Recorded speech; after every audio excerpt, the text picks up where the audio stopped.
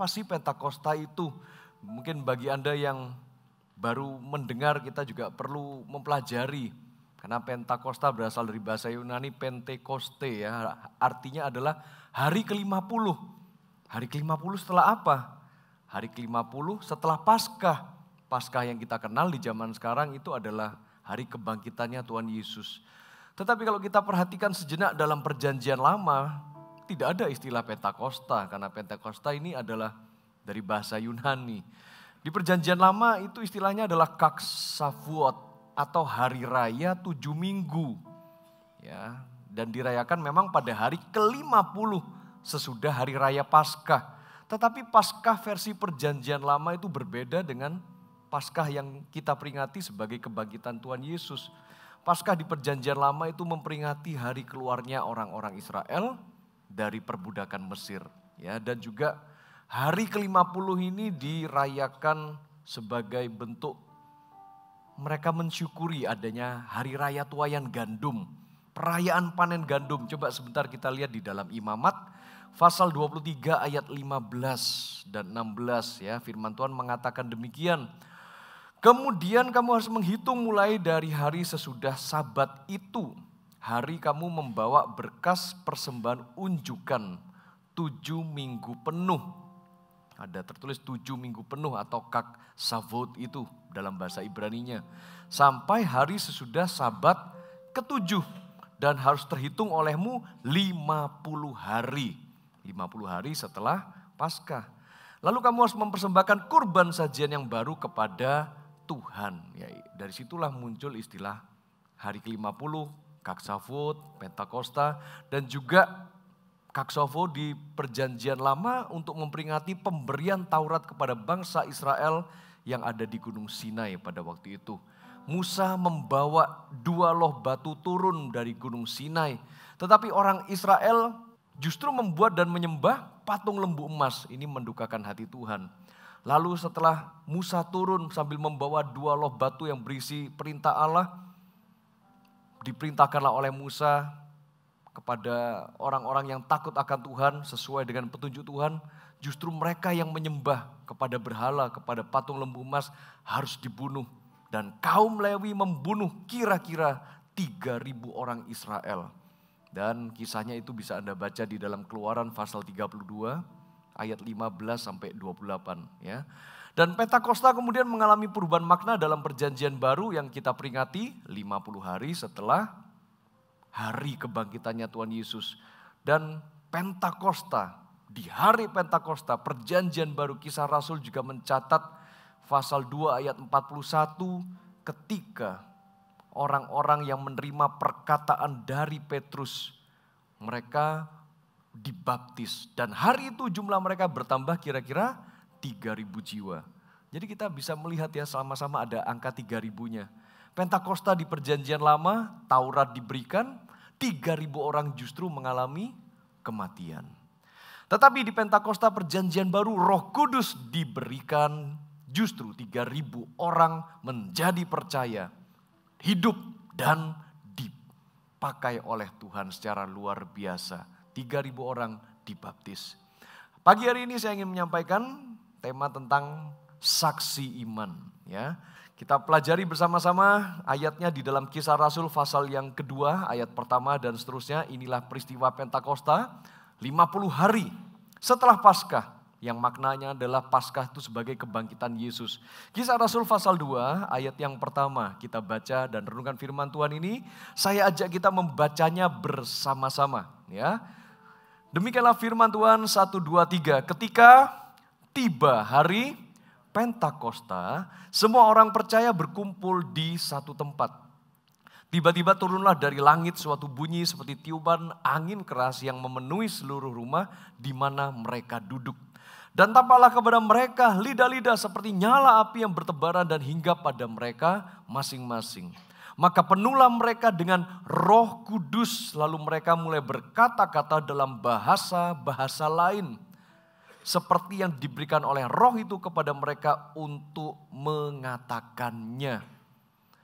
Di hari Pentakosta yang tercatat di dalam Kisah Rasul pasal 2. Di hari sebetulnya mereka tuh sedang memperingati hari tuaian gandum sebetulnya.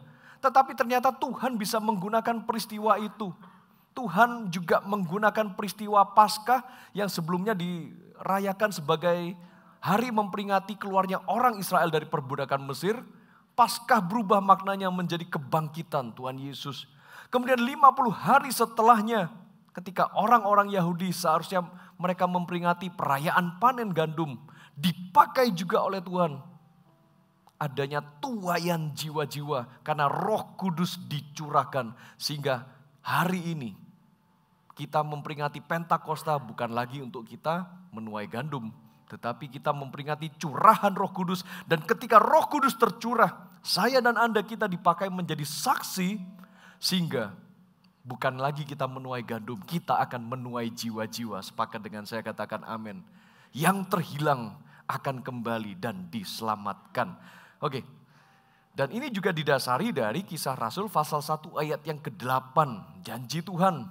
Karena di sini dikatakan Kisah Rasul pasal 1 ayat yang ke-8, baca bersama-sama dengan suara yang keras yang Anda bisa, 1, 2, 3. Tetapi kamu akan menerima kuasa bila mana Roh Kudus turun ke atas kamu, dan kamu akan menjadi saksi-saksiku di Yerusalem, di seluruh Yudea dan Samaria dan sampai ke ujung bumi. Ketika Roh Kudus turun pada hari Pentakosta, memang sudah dijanjikan kamu akan menerima kuasa. Kuasa apa itu? Ya, disitulah kita belajar di hari Pentakosta, Roh Kudus turun kepada para murid sehingga mereka menerima kuasa untuk menjadi saksi-saksi Kristus dimanapun mereka berada. Karena kebanyakan orang ketika tanpa pemahaman yang benar membaca ayat ini, tetapi kamu akan menerima kuasa bila mana Roh Kudus turun atas kamu, yang dipikirkan, oh aku terima kuasa, aku akan terima mujizat, aku akan terima sebuah keajaiban, aku akan menerima suatu yang supranatural, dan aku bisa melakukan sesuatu yang hebat, yang ajaib dan sebagainya. Itu fokusnya pada diri sendiri. Oh, aku terima mujizat, aku terima kuasa dari Roh Kudus supaya aku sukses, supaya aku kaya, supaya aku diberkati. Tetapi ternyata tujuannya bukan itu. Tadi kalau kita baca Kisah Rasul 1 ayat 8, kamu akan menerima kuasa bila mana Roh Kudus turun atas kamu. Masih ada lanjutannya. Dan kamu akan menjadi saksi. Jadi tujuan pemberian atau pencurahan Roh Kudus dari sorga adalah supaya kita sebagai orang percaya menjadi saksi. Katakan menjadi saksi, 1, 2, 3. Ya, menjadi saksi. Dan inilah makna barunya Pentakosta, hari pencurahan Roh Kudus dan lahirnya gereja mula-mula. Ya, kita menerima kuasa saat Roh Kudus turun atas kita untuk apa? Menerima kuasa. Dan kuasa itu, kuasa untuk bersaksi. Saya dan Anda mau dipakai oleh Tuhan untuk menjadi saksinya. Dan saat kita menjadi saksi Kristus, kita memberikan kesaksian. Kita memberikan sebuah testimoni kepada orang lain mengenai apa sih yang telah Tuhan perbuat di dalam kehidupan kita. Mungkin ada bertanya dalam hati, lalu kalau orang itu gak percaya sama kesaksian kita, bagaimana? Dan andai kata ada teman saya yang kemudian percaya dengan kesaksian atau cerita kita, apakah itu karena seberapa bagusnya kita cerita? Saudara-saudara, kuasa Roh Kuduslah yang membuat seseorang itu menjadi percaya akan kesaksian kita bahwa Yesus adalah Tuhan dan Juru Selamat. Yang penting tugas kita adalah bersaksi aja, cerita aja mengenai pengalaman yang telah kita alami bersama dengan Roh Kudus. Ya. Dan kata saksi, ya, saksi berasal dari bahasa Yunani. Bahasa Yunaninya saksi itu adalah martus. Ya. Apa itu martus? Atau kata saksi dari bahasa Yunani. Martus itu adalah orang yang memberi kesaksian dengan menyatakan apa yang ia lihat, ia dengar, ia ketahui atau yang ia alami berdasarkan ya kenyataannya seperti itu. Aslinya kejadiannya ya seperti itu. Itulah yang namanya kesaksian. Nah, mungkin dari kata martus ini mungkin Anda pernah sesekali mendengar kata martir ya. Martus, martir. Nah, martir itu juga memberikan kesaksian bahkan sampai mengorbankan nyawanya. Itulah martir. Nah, oke. Sekarang di dalam konteks kesaksian ada dua jenis saksi nih. Dalam konteks kekristenan, iman kita sebagai orang percaya. Yang pertama yang disebut sebagai saksi faktual atau saksi mata. Apa sih saksi faktual itu? Fakta ya, berdasarkan fakta. Saksi faktual itu adalah orang yang mengalami langsung secara live gitu maksudnya. Fakta mengenai ketika Yesus yang hidup, mati disalib dan dibangkitkan pada hari ketiga. Ya, tentu saja saya dan Anda tidak termasuk golongan saksi faktual atau saksi mata seperti ini. Karena saya dan Anda, kita tidak hidup di zamannya Tuhan Yesus kan. Saya dan Anda juga tidak berdampingan dengan Tuhan Yesus. Kita tidak melihat Tuhan Yesus secara langsung ketika Yesus hidup di atas muka bumi ini. Kita tidak berjalan bersama dengan Tuhan Yesus ketika dia sedang mengajar. Ketika dia sedang mengadakan mujizat. Ketika Tuhan Yesus sedang berkhotbah. Bahkan kita juga tidak melihat secara langsung ketika Yesus sedang menderita. Menuju ke Golgota. Kemudian ketika dia disalibkan. Kita juga tidak melihat langsung ketika Yesus mati di atas kayu salib, saya dan Anda juga tidak menjadi saksi mata dan hadir ketika Yesus bangkit kembali. Karena itu saya dan Anda tidak cocok kita disebut sebagai saksi faktual atau saksi mata. Karena tidak ada secara langsung. Tetapi saya dan Anda lebih cocok disebut sebagai saksi iman. Seperti yang menjadi tema kita pagi hari ini. Saksi iman. Apa itu saksi iman? Saksi iman memang tidak mengalami langsung, tidak melihat langsung, juga tidak hadir secara langsung. Namun memahami fakta mengenai Tuhan Yesus dan mengakui kebenarannya karena mengalami kelahiran kembali karena Roh Kudus. Nah, ini yang penting. Saya dan Anda sebagai orang Kristen di zaman sekarang. Saya dan Anda sebagai orang-orang percaya di masa kini. Saya dan Anda juga terpanggil untuk menjadi saksi. Saksi yang model apa? Saksi iman. Karena tidak seorang pun dari antara kita, bahkan termasuk saya sebagai pembicaranya, hadir secara langsung dan mengamati ketika Yesus hidup. Dan saya juga tidak ada di sampingnya Tuhan Yesus ketika dia sedang mengajar berkhotbah. Saya juga tidak hadir ketika Tuhan Yesus mengalami penderitaan hingga dia mati di atas kayu salib. Dan saya juga tidak menjadi saksi secara langsung ketika Yesus bangkit kembali. Bahkan ketika dia terangkat ke sorga. Saya tidak hadir langsung. Tetapi kok saya bisa percaya. Dan saya bisa meyakini bahwa ini benar. Dari mana keyakinan itu saya peroleh. Dan dari mana keyakinan itu juga Anda peroleh. Siapa yang di sini percaya bahwa Yesus Kristus pernah hidup di atas muka bumi ini dan dia juga mengalami kematian di atas kayu salib, bangkit pada hari ketiga? Siapa yang percaya? Angkat tangan. Coba angkat tangannya, saya mau lihat. Oke? Semuanya angkat tangan kan? Rata-rata. Dari mana Anda bisa percaya dan Anda yakin seyakin-yakinnya sampai Anda bisa ngangkat tangan kayak begini? Dari mana? Apakah tiba-tiba ya gak tahu tiba-tiba percaya gitu aja. Ya, saya percaya satu hal bahwa karena Anda telah mengalami kelahiran kembali oleh Roh Kudus. Ya, karena mungkin Anda dulu pernah mendengarkan kesaksian dari orang lain. Anda pernah mendengarkan kesaksian dari teman Anda. Anda pernah mendengarkan khotbah mungkin dari pendeta. Anda pernah mendengarkan pelajaran agama Kristen di sekolah Anda. Sehingga Anda ketika mendengar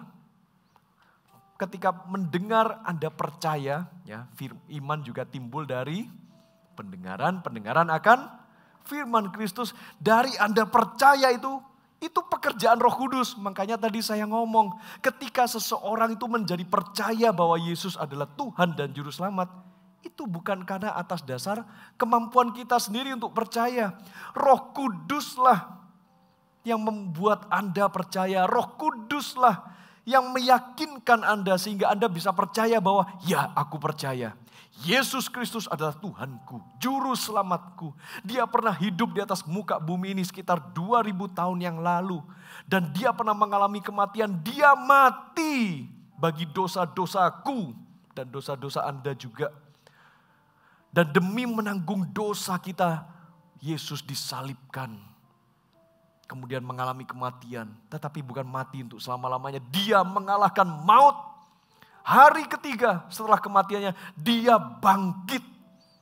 Sehingga itulah yang menjadi terobosan di dalam iman kita. Yesus bangkit, Yesus hidup, dan dia naik ke sorga. Di sorga sanalah dia mencurahkan Roh Kudusnya. Saya dan Anda kalau bisa percaya kepada Tuhan Yesus sampai hari ini, bersyukur. Itu karya Roh Kudus. Sekalipun kita gak bisa melihat rupanya Roh Kudus itu seperti apa ya. Wujudnya Roh Kudus itu seperti apa ya. Kita gak bisa lihat. Tetapi kita cuma menerimanya sebagai simbol, sebagai lambang yang paling tidak bisa sedikitlah kita pahami. Di hari Pentakosta, setelah 50 hari kebangkitannya Tuhan Yesus, Roh Kudus wujudnya tuh seperti lidah-lidah api. Turun di atas para rasul. Sehingga para rasul ini menerima keberanian, menerima kata-kata yang diberikan oleh Roh Kudus untuk bersaksi. Jadi Bapak Ibu dan sekalian, ketika Anda menjadi percaya oleh karena Roh Kudus, sekarang inilah yang menjadi tugas kita. Tugas saya dan tugas Anda menjadi saksi iman. Katakan sama-sama, menjadi saksi iman. 1, 2, 3. Menjadi saksi iman. Dimanapun Anda berada, dimanapun Anda ditempatkan oleh Tuhan, baik Anda menyadari itu sebagai ini kesengajaan ataupun tidak sengaja, itu Anda rencanakan maupun Anda tidak rencanakan, percayalah di balik itu semua, Tuhan ingin memakai Anda sebagai saksi. Menjadi saksi iman. Dimanapun Anda berada, menjadi saksi iman bersama dengan Roh Kudus yang sudah meyakinkan Anda. Sekali lagi, kita gak bisa melihat rupa bentuk Roh Kudus itu seperti apa. Ada kalanya ketika ia muncul, dilambangkan seperti lidah-lidah api. Ada kalanya Roh Kudus muncul, dilambangkan bagaikan burung merpati. Dan memenuhi Tuhan Yesus ketika Tuhan Yesus telah peristiwa baptisan air, maka muncullah merpati itu. Dan disitulah Allah Bapa bersabda, dialah anakku yang aku kasihi, kepadanya aku berkenan. Dan kalau saya dan Anda hari ini kita sadar bahwa kita dipanggil sebagai saksi iman, berarti Roh Kudus memenuhi setiap kita. Roh Kudus telah turun atas kita dan mari kita menjadi saksi iman yang terus-menerus berjalan bersama dengan Roh Kudus, yang terus-menerus dipenuhi oleh Roh Kudus. Gunakan kuasa itu. Sekali lagi, kuasa apa, Pastor? Kuasa untuk bersaksi. Karena saya dan Anda diberikan kuasa Roh Kudus, bukan kuasa untuk melakukan apa ibaratnya ya, melakukan sebuah trik rohani, bukan. Saya dan Anda menerima kuasa untuk bersaksi. Cara kita bersaksi bagaimana? Baik itu lewat perkataan kita. Kita bersaksi juga lewat perbuatan kita. Lewat sikap hidup kita. Bisa enggak Pastor kita bersaksi juga dengan mengadakan tanda dan mujizat? Ya bisa. Saat kita dipenuhi Roh Kudus, kita juga bisa bergerak di dalam tanda dan mujizat. Ya. Ketika saya dan Anda menerima kuasa Roh Kudus, sekali lagi bukan supaya orang-orang itu takjub akan performance kita. Bukan supaya orang-orang itu merasa, wah hebat ya kamu ya. Bukan supaya kita yang menonjol, tetapi saat kita bersaksi dengan kuasa Roh Kudus, supaya orang itu tertarik kepada pribadi Tuhan Yesus. Supaya orang itu menerima keselamatan. Bukan supaya orang itu kagum kepada kita, tertarik kepada kita. Lalu orang itu mengagung-agungkan kita. Bukan itu fungsi kuasa Roh Kudus yang ada di dalam diri kita. Tetapi kuasa Roh Kudus bekerja di dalam diri kita. Dan kita memberikan kesaksian semata-mata. Supaya orang yang kita berikan kesaksian itu menjadi terkagum-kagum akan Tuhan Yesus. Orang itu menjadi mau mencari Tuhan Yesus dengan sungguh-sungguh.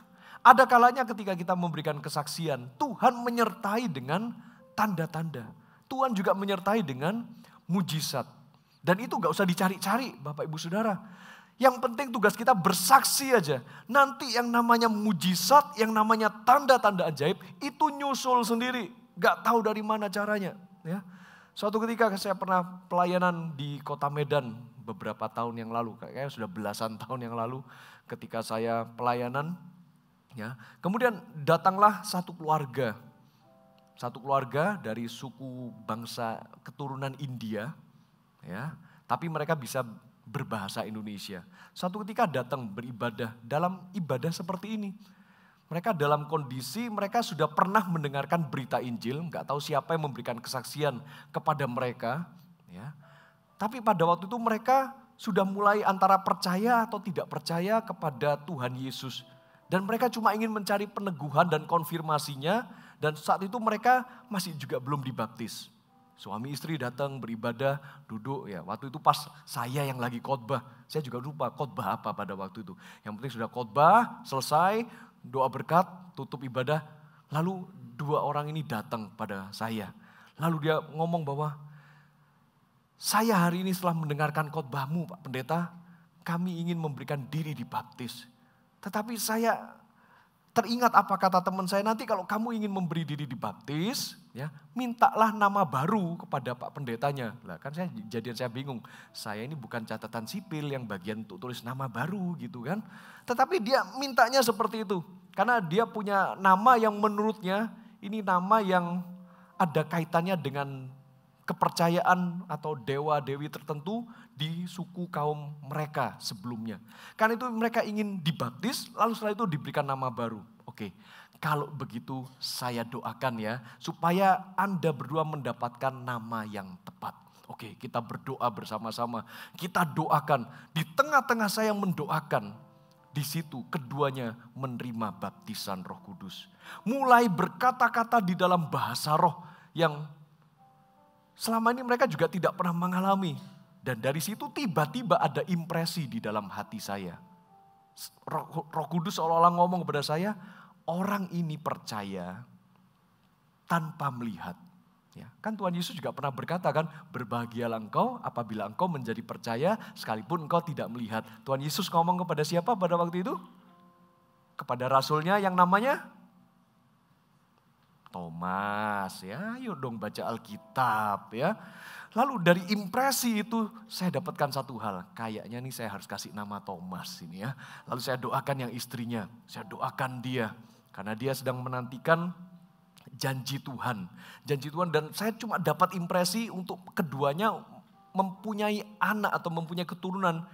Itu dalam waktu yang agak lama. Agak sulit mereka punya keturunan. Sekalipun akhirnya mereka pada waktu itu memang membawa anak kecil. Punya anak sebetulnya. Tanpa saya tahu kalau ternyata untuk proses punya anaknya itu bertahun-tahun, agak lama. Karena itu muncul sebuah impresi dalam hati saya. Kayaknya nih namanya Elizabeth. Bukankah Elizabeth juga menantikan keturunan untuk punya anak namanya Yohanes? Kan juga cukup lama bergumul kan begitu kan ya. Oke, selesai berdoa setelah mereka mengalami kepenuhan Roh Kudus. Mereka berkata-kata dalam bahasa roh, udah selesai. Lalu saya kasih nama, oke, Tuhan sepertinya memberikan nama buat kamu itu Thomas. Senyum-senyum bapaknya, dia seneng gitu kan. Lalu saya kasih salam juga buat istrinya. Dan Tuhan memberikan nama baru untuk kamu namanya Elizabeth. Kedua-duanya sama-sama tersenyum. Saya pikir senang ya dapat nama kayak gitu. Ya terima kasih Pak Pendeta, terima kasih Pak Pendeta. Sebetulnya kami sudah berdoa sendiri dan kami sekali lagi mohon peneguhan. Saya memang tertarik sekali dengan nama Thomas. Saya menginginkan nama Thomas itu. Dan istrinya juga ngomong, saya juga senang sekali dengan nama Elizabeth. Sebenarnya saya sudah benar-benar kepengen pakai nama Elizabeth. Dan hari ini ketika kami datang ke gereja, kami juga tidak tahu sebetulnya ini alamatnya di mana. Pokoknya datang aja karena waktu itu kami di satu tempat modelnya bukan bangunan gereja, bangunan rumah sebetulnya yang kami sewa, lalu kami gunakan itu fungsinya untuk ibadah. Lalu dari luar, ya memang kedengaran kalau pas lagi kita nyanyi, pujian penyembahan, masuklah mereka ke sana tanpa mereka tahu sebelumnya. Bukankah itu kuasa Roh Kudus yang sampai menuntun mereka? Mereka dengar khotbah, hati mereka merasa diteguhkan. Kemudian mereka minta didoakan, mereka malah terima baptisan Roh Kudus. Kemudian habis gitu mereka minta nama yang baru, yang sesuai dengan firman Tuhan. Ternyata mereka udah doa sendiri. Saya sudah yakin sebenarnya nama saya Thomas, nama istri saya Elizabeth. Dalam hati saya, kenapa kok gak ngomong dari tadi? Saya perlu sampai saya doakan. Tetapi saya yakin seyakin-yakinnya. Berarti Roh Kudus yang mengkonfirmasi. Roh Kudus bisa berbicara kepada suami istri ini. Roh Kudus pun cuma memakai saya. Tanpa saya tahu, tanpa saya persiapan sebelumnya. Tanpa saya juga bakal tahu dua suami istri, dua orang ini bakal datang. Gak tahu. Setelah itu mereka mereka diteguhkan. Mereka memberikan diri dibaptis selam. Dan mereka juga mengalami kelahiran baru. Apakah Anda juga ingin mengalaminya? Jadilah saksi iman. Dimanapun Anda berada, jadilah saksi iman. Kalau Tuhan mempercayakan Anda mungkin hari-hari ini, Anda menjadi ketua RW, mungkin ketua lingkungan, ketua RT, atau Anda tuh lurahnya, Anda camatnya, jadilah saksi Kristus. Sebagai RT, sebagai RW, kepala lingkungan kah, sebagai camat, sebagai lurah, jadilah saksi Kristus yang takut akan Tuhan. Mungkin ada warga setempat yang minta pertolonganmu, ya. Kalau bisa dipersulit, kenapa dipermudah? Jangan begitu slogannya ya, jangan. Ya. Justru kalau bisa menolong masyarakat, tolonglah semudah mungkin, jangan dipersulit. Ya. Jadilah saksi iman, jadilah orang-orang yang bekerja di dalam pelayanan masyarakat yang mencerminkan bahwa Anda adalah saksi imannya Tuhan Yesus. Katakan amin. Ya. Kalau Anda mungkin diberikan kesempatan, diberikan berkat oleh Tuhan, untuk Anda memimpin perusahaan tertentu, untuk Anda memegang pabrik tertentu misalkan, jadilah saksi iman di tempat di mana Anda memimpin perusahaan itu. Mungkin bawahan Anda punya banyak karyawan. Jadilah saksi iman bagi karyawan Anda, tunjukkan karakter Anda sebagai seorang saksi Kristus. Tunjukkan sikap Anda, perbuatan Anda. Tapi pastor, saya ini bukan orang yang tipe-tipe bisa lakukan mujizat. Tipe-tipe yang bisa mengadakan tanda-tanda ajaib gitu. Nanti kalau karyawan saya gak percaya gimana? Bukan urusannya cari tanda, cari mujizat dulu Bapak Ibu sekalian. Tetapi ketika Anda dan saya sudah menerima Roh Kudus, menerima kuasa, pakailah kuasa itu untuk bersaksi. Mulai dengan buka mulut Anda. Ceritakan tentang Yesus, ceritakan tentang perubahan hidup yang Anda alami dulu sebelum Anda kenal Yesus. Betapa berantakannya mungkin hidup Anda. Betapa kacaunya mungkin rumah tangga Anda. Tetapi setelah Anda mengalami Yesus, Anda bertobat sungguh-sungguh. Lalu Anda ceritalah mungkin sama pegawai Anda. Cerita mungkin sama customer Anda. Bukan satu kebetulan kalau Anda ditempatkan di sebuah perusahaan. Disitulah Anda menjadi terang, disitulah Anda menjadi saksi. Ketika Anda mungkin sedang bergabung dengan komunitas tertentu, bukan satu kebetulan Anda bisa gabung dengan komunitas itu. Itu kesempatan untuk Anda menjadi saksi bagi mereka. Saya juga tahun lalu, selama setengah tahun ya, saya punya kumpulan teman-teman jogging, komunitas lari gitu ya.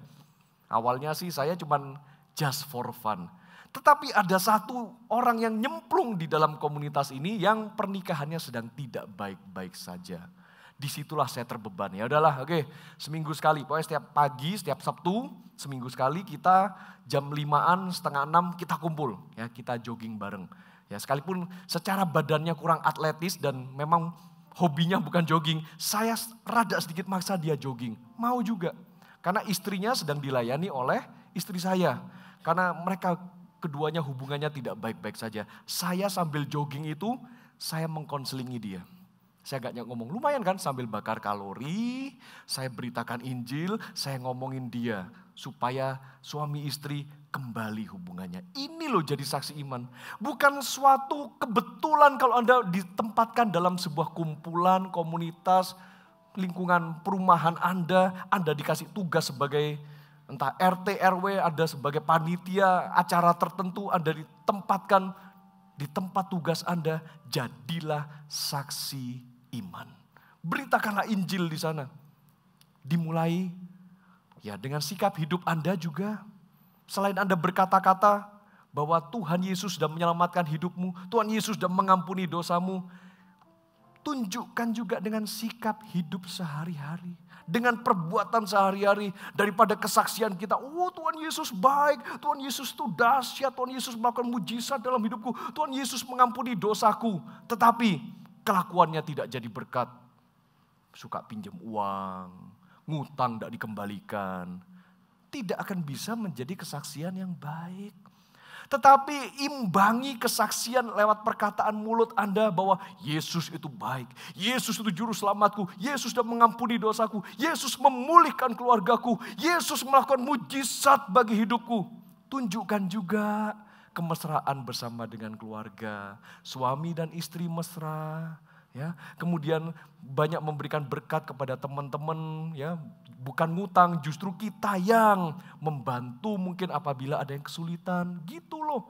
Jadilah saksi iman, dan saya percaya ketika kita semua menjadi saksi iman, akan semakin banyak orang yang percaya kepada Yesus. Karena kita telah menerima kuasa Roh Kudus untuk bersaksi, memberitakan Injil keselamatan. Ya, jadi hari ini kita belajar di hari Pentakosta, jadilah saksi iman. Gunakan kuasa Roh Kudus ketika memberitakan Injil, supaya setiap mereka yang percaya kemudian menjadi murid Kristus. Siapa di tempat ini yang mau menjadi saksi iman? Bisa lambaikan tangan. Ya. Jadilah saksi iman. Roh Kudus turun atasmu untuk kau menerima kuasa, dan gunakan kuasa itu untuk bersaksi. Dan apabila ada dari antara Anda jemaat Gereja Mawar Siaron, entah mungkin Anda sudah rutin datang beribadah di tempat ini, ataupun ada yang baru, entah itu baru beberapa bulan, baru beberapa minggu, atau yang hari ini pertama kalinya Anda datang di tempat ini, mungkin Anda merasa bahwa, Pastor, saya kurang mengerti, seperti apa sih itu Roh Kudus? Seperti apa sih itu dibaptiskan dalam Roh Kudus? Kalau Anda mungkin dalam penyembahan tadi Anda mendengar ada penyembahan dengan bahasa-bahasa yang bahasa lain gitu ya. Dan sebagainya. Mulai berkata-kata di dalam bahasa roh seperti itu. Dan Anda kepingin gimana caranya, kok saya gak bisa. Ini bukan masalah metode atau caranya, cara ngomongnya bagaimana, bukan. Tetapi kita menerima Roh Kudus, salah satu tanda dan manifestasinya adalah ketika kita dibaptiskan Roh Kudus, kita mulai berkata-kata, disebut dengan berbahasa roh. Itu untuk membangun diri kita sendiri. Tetapi Roh Kudus yang ada di dalam diri kita akan menggerakkan kita bersaksi. Saat kita bersaksi, ya gunakan pakai bahasa manusia lah ya. Pakai bahasa kita sendiri, bahasa yang dimengerti. Jangan bersaksi kepada orang lain pakai bahasa roh, ya gak mengerti mereka. Ya. Karena itu dalam kesempatan ini juga, di hari kita memperingati Pentakosta, kalau Anda sekali lagi ingin didoakan mengalami kepenuhan Roh Kudus, atau Anda ingin dibaptiskan dalam Roh Kudus, dengan tanda mulai berkata-kata di dalam bahasa roh, sehingga tanda dan mujizat Tuhan juga menyertai. Ayo sama-sama kita berdoa ya. Percaya kuasa Roh Kudus akan turun nyata atas setiap kita, memakai saya dan Anda sebagai saksi-saksi iman.